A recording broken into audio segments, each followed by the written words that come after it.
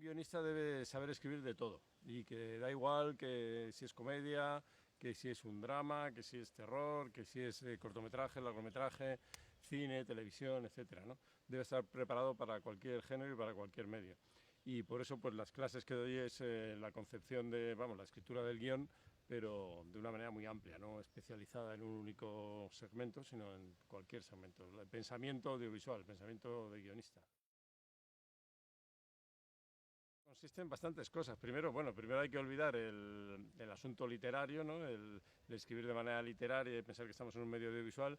Y para eso pues hay bastantes aspectos, ¿no? Uno de los aspectos es secuencial, ¿no? Estamos en un medio secuencial, que aunque puede haber una puesta en escena y una y no montaje, pero vamos, en principio tenemos que pensar en segmentos, ¿no? Y entonces segmentos que van desde todo, desde el propio celuloide, que ya eran segmentos en su momento, a plano contra plano, escena, cómo acaba una escena, cómo empieza la siguiente, siempre hay que pensar en ese vacío que hay entre las escenas, que hay mundos infinitos, ¿no? En eso. Y entonces, como terminamos y como empezamos, puede contar muchas cosas. Después está el aspecto audiovisual, ¿no? Como pensando en el sonido y pensando en la imagen. Los guionistas muchas veces creemos que el sonido e incluso cosas con la imagen no son cosa nuestra, que esos son los directores, montadores, todos esos se ocuparán de ese asunto.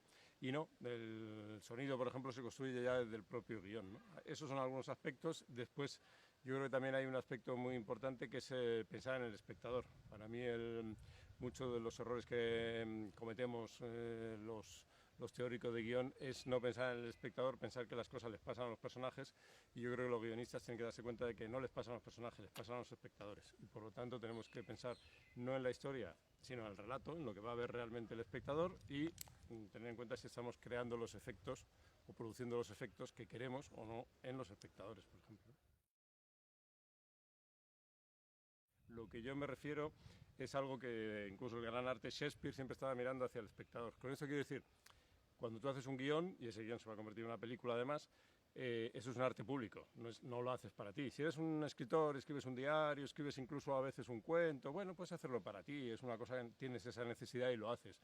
En una producción audiovisual, pues claro, aparte del dinero que se emplea en eso, pues necesitas a muchas otras personas. Primero, nuestro primer destinatario son montones de lectores que van a leer el guión y después ellos lo van a convertir en película.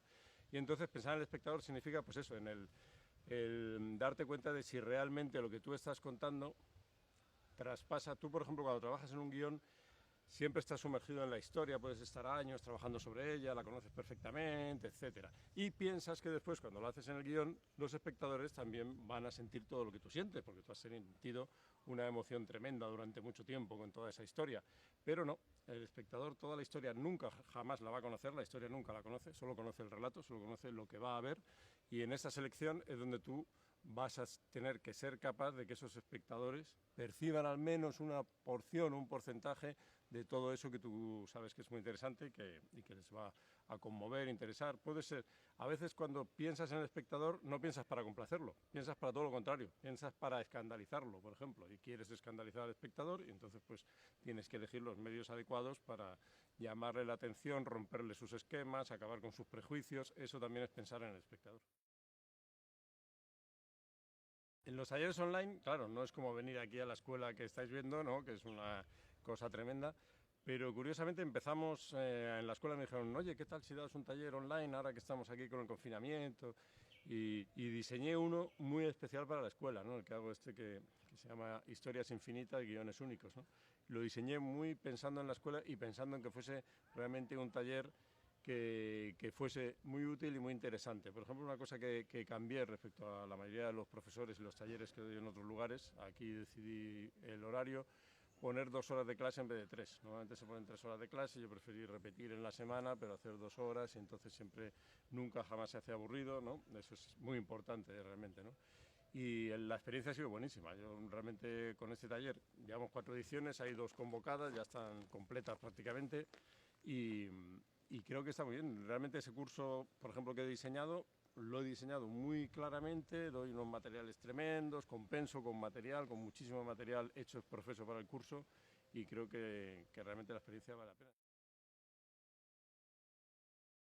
Yo creo que en la teoría del guión se han creado muchos dogmas desde los años 80. Yo creo que la teoría del guión desde los años 80 es muy mala en general. Casi todos los libros de guión parten de unos presupuestos que dan una serie de consejos, por ejemplo, estructuras dogmáticas previas a cualquier cosa que quieras contar. Dicen, cuentes lo que cuentes, te tienes que adaptar a una estructura. Yo digo, no. Esas estructuras de, por ejemplo, un paradigma, 3 actos, 2 puntos de giro, todo el dogma de los 3 actos, todo este tipo de cosas, yo creo que es un error. En realidad, eso son estructuras de análisis. Y los teóricos de guión lo que nos dan son análisis, ¿no? Pero yo creo que el análisis tiene que ir a otro lado, tiene que ir al análisis del oficio del guionista.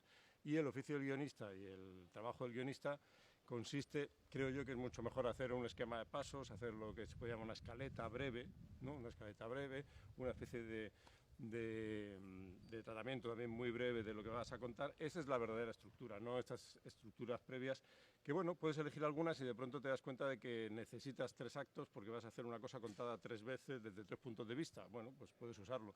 Pero la estructura surge de manera orgánica, surge de manera natural de tu escritura. Ahí vas a ir descubriendo que tú has creado estructura casi sin quererlo, a no ser que a veces tengas una idea clarísima de que esta estructura me viene de maravilla y la voy a usar. Pero yo creo que esos dogmas de la estructura nos han dado muchos dolores de cabeza a los guionistas.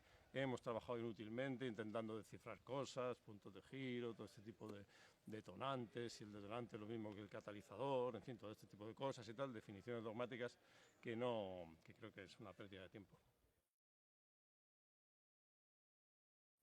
La realidad y la ficción, bueno, lo decía ya Aristóteles en la poética, ¿no? La poética todavía tiene muchas cosas muy interesantes que decirnos, aunque también hay que tener en cuenta que la poética de Aristóteles es el libro escrito por un espectador de teatro que tiene sus opiniones, pero no es tampoco un creador de teatro, ¿no? Pero tiene muchos buenos consejos, ¿no?